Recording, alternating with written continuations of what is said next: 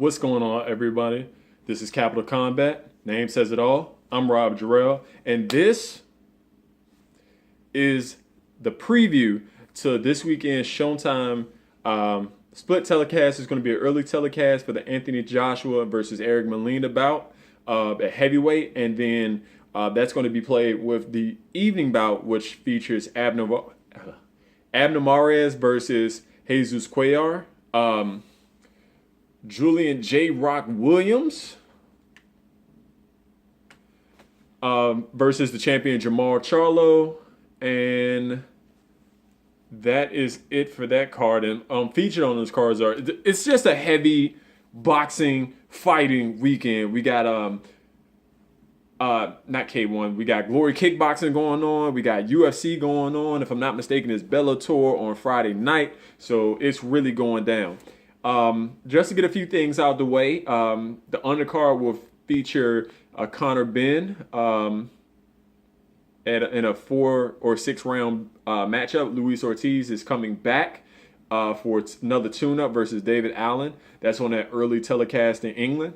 I doubt they show that fight. And then Scott Quigg is making his return after he suffered a broken jaw versus Carl Frampton in their featherweight matchup, and Callum Smith is fighting Luke Blackledge, which should be a decent scrap. That's for the British super middleweight title. And we also have Luis Concepcion versus Khalid Yafai for the WBA junior bantamweight title, but he actually just lost on the scale. He came in like 2 or 4 pounds overweight, and that's going to be the that's going to be the theme for this weekend, because not only did Concepcion come in overweight, but so did John Molina. Hakeem is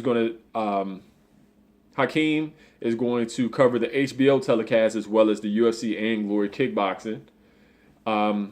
Molina did, Concepcion did, and it was one other person that came in 4 pounds overweight. And I think that was on... I cannot remember, and I feel horrible that I cannot remember. Yeah, that's neither here nor there. But someone else came in overweight. It was really, really ridiculous. But let's move on to talking about the main events. Sorry, I'm a little tired. I just got back from the gym and showered and everything. So, yeah, you know how that goes. But for the Showtime card, we're going to start off with Dillian Whyte is fighting Derek Chisora, and that is going to be a wild fight. Dillian Whyte only has the one loss to Anthony Joshua. Derek Chisora has been around the block. He's crazy as hell, and Dillian Whyte ain't wrapped too tight. They got to scrapping at the press conference a few days ago, and Derek Chisora apparently threw a table. Yeah. So we got Anthony Joshua versus Eric Molina. Eric Molina was last seen in his fight with Thomas Adamek. Before that, he lost to Deontay Wilder. He was knocked out in the 9th round. And I got my computer because there's so much going here. I've been watching fights all day. So, yeah, let's just say it's a lot of information to go over. But we know Anthony Joshua just recently... Yeah, he beat Thomas Adamek. That was back in April. And 2 fights before that, he got knocked out by Deontay Wilder, and he became a sparring partner of Deontay Wilder's after that fight. Anthony Joshua is your current champion, the current IBF champion. He beat Dominic Breazeale, who was undefeated at the time. He beat Charles Martin, who was undefeated at the time. He beat Dillian Whyte, who was undefeated at the time. He beat Gary Cornish, who was undefeated at the time. So basically, in his last 4 fights, he's beaten undefeated fighters. But they're all around the same level as far as wins and losses. Dominic Breazeale was 17-0. Charles Martin was 23-0. I think Joshua was 15-0 at the time. He's been fast-tracked, and Dillian Whyte was 16-0. So he's pretty much been taking out what you call prospects, contenders, those guys who are stepping up to fight for belts. And Charles Martin actually had a belt which he won in a vacant match, if I'm not mistaken, against Glasgow. Yep, Vyacheslav Glasgow. So I'm looking for Anthony Joshua to take him out within 6 rounds. Um, Eric Molina is a guy, he likes to set up everything off the jab. He doesn't really commit to it, but he's trying to land that right hand, whether it's to the body upstairs. He actually knocked out Adamek with a 1-2. And he's kind of tough, but every time he's truly stepped up, his biggest win to date is versus Adamek, which I believe, in my opinion, he was losing that fight. Adamek was just way more active. You can see the difference in skill, but he's a full-fledged heavyweight, and every time he stepped up, he got knocked out. He got knocked out by Chris Arreola in 1 round. Then he got knocked out in the 9th round by Deontay Wilder. Before that, his best win was probably either DeVero Williamson and Rafael Zambano Love, and those aren't really quality wins. But he beat Adamek, who has since retired, and he's looking to try to upset Anthony Joshua. The drummer boy is going to get beat. I'm sorry, he's going to get beat on, and it might be bad. He has a very leaky defense. He drops his lead hand, and he tries to roll all the punches off of his shoulder or with his face, but you can punch through his guard. He's susceptible to catching a right hand over the top of his jab, especially because it's lazy. All Joshua has to do is not get shaken up because, again, he does have decent power. He knocked out Adamek, who is usually pretty iron-chin, so look for that to be an early night for Joshua. It's going to be a short night for Joshua. Also on that undercard is Julian J. Rock Williams challenging for Jamal Charlo's IBF junior middleweight title. And it's interesting because he really doesn't have anyone to fight except his mandatories. His brother has the WBC title, if I'm not mistaken, and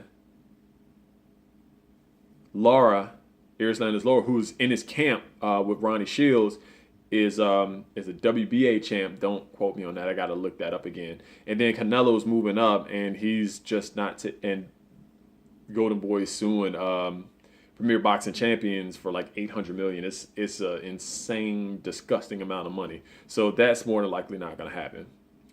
He's a big guy. He's looking at moving up to middleweight, win, lose, or draw, I believe. And he's big. He's about 6'1", really good reach. But Julian Williams is not that short either. I think he's like 5'11", just a hair under 6 feet. And this is a hard call. Charlo is athletic. He has a long reach. He can get to his opponent very quickly. Doesn't have the fastest feet, and he has a pretty wide stance. But he is the nastier of the two brothers. I think Jamil is more the boxer, willing to go for the unanimous decision, but Jamar Charlo is the heavier-handed, more aggressive fighter. He commits to his right hand and his hooks. But his jab, I noticed that he really doesn't snap his jab. He pushes it out there, and you can see that in the Austin Trout fight. Granted, that was against a southpaw, but it's not something that he snapped out there, and I thought that would be something. Trout took advantage of it, but again, it was from the southpaw stance, and I think Julian Williams, who is extremely hungry. I mean, this guy is hungry, and as far as resumes goes, I think Jamar Charlo has the higher peak because he beat a very good Austin Trout. And he beat Cornelius K9 Bungers, who is pretty old. He's very short for his title. While Julian Williams doesn't have any very high-profile names, but every fight was against a guy who's going to give good work. He had a rough outing versus Joaquin Alcine, which I think he's better off for it. And then a lot of guys he was just knocking out. Like he knocked out Freddie Hernandez. He knocked him stupid. And he beat Freddie Hernandez. Then he beat, is it Joey Hernandez? Yeah, he beat Joey Hernandez, Freddie Hernandez, and he stayed active. He was much more active than I would say Charlo was. He knocked out 1, 2, 3, 4, 5. Yeah, he's got a pretty good knockout streak. Ever since the Centino fight, where it was declared a no contest, he's been on a tear, knocking out Laura, Freddie Hernandez, Michael Medina. He knocked out Jamar Freeman, and some of these were extremely short matches. I remember seeing them, and it can be forgivable because of the fact that he knocked them out so quickly. So it's just interesting because he's been in there with some pretty tough guys, but he hasn't the highest peak of talent that he's faced as Jamar Charlo has, who his best wins are Bundridge, Trout. He knocked out Wilkie Camphor, who was overmatched. And then before that, some decent fighters, but nothing really to write home about. So it's going to be interesting. I'm going to lead to Williams because I just think he does a lot of those little things much better.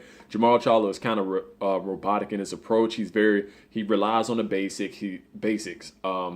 He's got a good team up there. He's not very active, where Julian Williams, he does a little stuff with his feints. And he's out of Philadelphia, so they're going to teach him those small nuances. His coach is Stephen Breadman Edwards. I don't know if you look at Boxing Scene, but he does articles. He's been on Boxing Talking. He's been on Fight Hype. So that's his coach, very knowledgeable. He's been working with him for quite some time, and he's an explosive puncher. He doesn't waste movement. He has very good defense. He makes you fight his fight. Great feints. He snaps his jab out there, and when you get on the inside, he is very methodical, but he sharpshoots on the inside. He would throw small uppercuts, body shots, and almost every punch has something on it. So if Charlo continues to push his jab out there, I know he can follow it with the right very well and throw a short left hook, but I think Julian Williams will be able to counter those, throwing over that jab and really stepping in and getting in between the shots. So that'll be interesting. I'm picking Julian Williams. I don't think it's going to be a knockout. I think this is going to be an intense chess match versus two young guys who are very hungry to prove themselves. And Charlo will be looking to go up to middleweight to challenge there, and it would be good for him to have a win moving up. Julian J. Rock Williams wants to take that next step in his career and become one of the next Philly greats. And maybe if he fights him, he can get his brother next, or Canelo, or whoever. He doesn't care. I think he'll fight anyone. And lastly on that schedule, we talked about Abner Mares and Jesus Cuellar. Now, Abner Mares definitely has the better resume as far as who he's fought. But the thing about Abner Mares, and I think he's a very good fighter, he might still be too small for this division. He's only about 5'4", hair under 5'5", and he's come up from super bantamweight. And his two losses were to Johnny Gonzalez, who caught him, and you could tell the size was a big difference, and to Leo Santa Cruz, which was a majority decision, and that was a very action-packed fight. The problem is he will brawl and kind of do some stuff that's dirty, but we know he can box. Ever since he was in that tournament for the bantamweight tournament, he's fought Vic Darchinyan, he's fought Joseph King Kong Agbeko, Anselmo Moreno, Ponce de Leon, who he's knocked out. He really hasn't boxed. He's relied on his power and brawling, which I'm not saying he's a bad brawler, but I know he can box. Cuellar is a big guy. He's about 5'6", about 5'6", and he's going to outweigh Morris in this fight. He's just a solid guy, but he's not really a super great boxer. He has the skills, but he is a hard puncher out of that southpaw stance, which is going to give Morris some issues. Cuellar is being coached by Freddie Roach now, and Abner Mares is going to Roberto Garcia. Garcia has talked about how he wants to bring the boxing back and not just make him a brawler, and he works well with these guys. And Cuellar was actually with Garcia, and he moved to Freddie Roach. Freddie Roach wanted to make him more polished on offense, but the thing about it is, we know with Freddie Roach is that he's not really good at mixing offense and defense. He's just all offense. And the thing about Cuellar, he's been knocked out before by Oscar Escandon, who is very tough. He is extremely tough. And he's there to be hit. I've seen him get hit in shaken versus Dick Charcini, who is awkward. But he's been on the tear as well. He's knocked out Darchinian, Ruben Tamayo, Juan Manuel Lopez, which is some good names. Rico Ramos, he went to unanimous decision. But again, that only loss was to Oscar Sedon, who was also a prospect at the time along with him. So this would be interesting to see. But I'm picking Cuellar because he's just a bigger guy, and I think he can maul Mares. It's going to be very nip and tuck. I think he's going to knock him out. I think it's going to be action-packed. That's the fight that I want to see. Actually, those two fights are the ones you should definitely look at with those two guys. Because they're going to have action. One's going to be an intense chess match. The other one, they're going to go at it. I wouldn't be surprised if both guys, with Cuellar and Mares, got knocked down. Because they're there to be hit, but Mares is the better boxer. But I think he's just still too small to fight a guy like Cuellar.